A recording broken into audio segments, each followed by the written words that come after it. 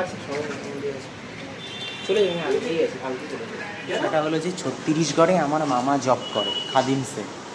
তো এবার সেইভাবে মামা জানে না যে আমি সারপ্রাইজ দিতে যাব। আর মামা না খুব তালের বড়া খেতে পছন্দ করে। তা আমি সেভাবে জানিয়ে আসতে পারিনি তাড়াহুড়ার মধ্যে। তাই মাসি আমাকে বললো যে মামা খুব তালের বড়া খেতে পছন্দ করে। তা আমার ছোটো মা যে তালের বড়া বানিয়েছিল সেখান থেকে কিছুটা মামার জন্য নিয়ে যাব সারপ্রাইজ দেওয়ার জন্য। সাথে আমি আর ভাই দেখাও করব, যে ভাইও আমার সাথে যাচ্ছে। দেখি মামার রিয়াকশানটা কী হয়, বাবার সাথে লুকিয়ে লুকিয়ে ক্যাপচার করবে আমাকে দেখে। মামা ফোন করলো আর সারপ্রাইজ দেওয়ার জন্য চলে আসলাম মনে করে। চাঁদনি ইয়েতে চক কি যেন বললো, গান্ধী চক, গান্ধী চক, চাঁদনি চক চলে আসলাম।